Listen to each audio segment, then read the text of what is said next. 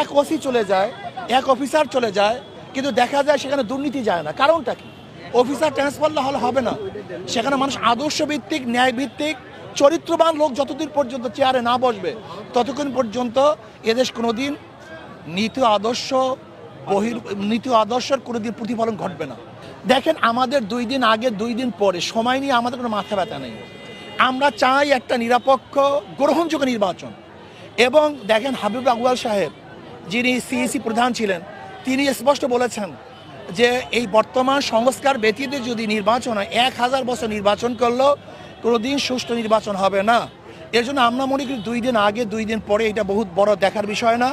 আসলে সংস্কার ভিত্তিক যে নির্বাচন করে সেই নির্বাচন গ্রহণযোগ্য নির্বাচন হবে না, সুস্থ নির্বাচন হবে না।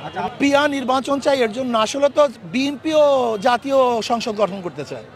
আর জাতীয় সংসদ গঠন করার জন্য প্রয়োজন কি? সবাইকে মিলে, আর সবাই সংসদে যাওয়ার সবচেয়ে উত্তম পদ্ধতি হলো পিয়ার যদি নির্বাচন হয়, পিয়ার সিস্টেমের সংখ্যানুপাতিক হারে নির্বাচন হয়, তাহলে সকল আদর্শের মানুষগুলি সংসদে যেতে পারবে। তাহলে সর্বজনীন সংসদ হবে।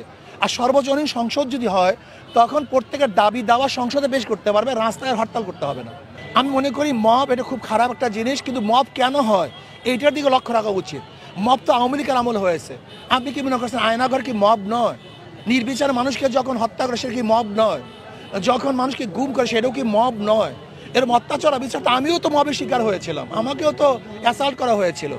কাজে আমি মনে করি যে মব এই সংস্কৃতি বন্ধ করা উচিত, আর মব যেন না হয় সেই ব্যবস্থা গ্রহণ করা উচিত। আপনারা দেখতেছেন সাংবাদিকদের প্রতিদিনের আমরা নিউজে কি দেখছি, বাংলাদেশের মানুষ ব্যবসা করতে পারতেছে না, আমাদের মা বোনদের ইজ্জত দিয়ে তারা ঘরে থাকতে পারতেছে না, আজকে যুবক সন্তানরা তারা থাকতে পারতেছে না। আজকে দেখা যায় বিএনপির কি গুণ, দেখেন পাবলিক বলতেছে, আমি বলি না, বিএনপির কি গুণ, 9 মাসে 150 খুন, চাঁদা তুলে মল্টনে চলে যায় লন্ডনে। আমি বলছি না, কিন্তু এটাকে দেখার জন্য আমরা আন্দোলন করেছিলাম, সংগ্রাম করেছিলাম। আমরা চাই এই দেশ শান্তি হোক, সবের অধিকার বাস্তবায়ন হোক, পুরা ব্যবসায় প্রত্যেক মানুষ যেন চাঁদাবিহীন এক মুক্ত জীবন যাপন করতে পারে, আমরা সেরকম দেশ চাই।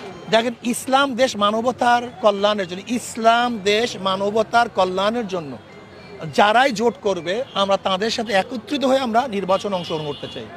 এখন যে পরিবেশ আছে তা তো অবশ্যই সম্ভব না।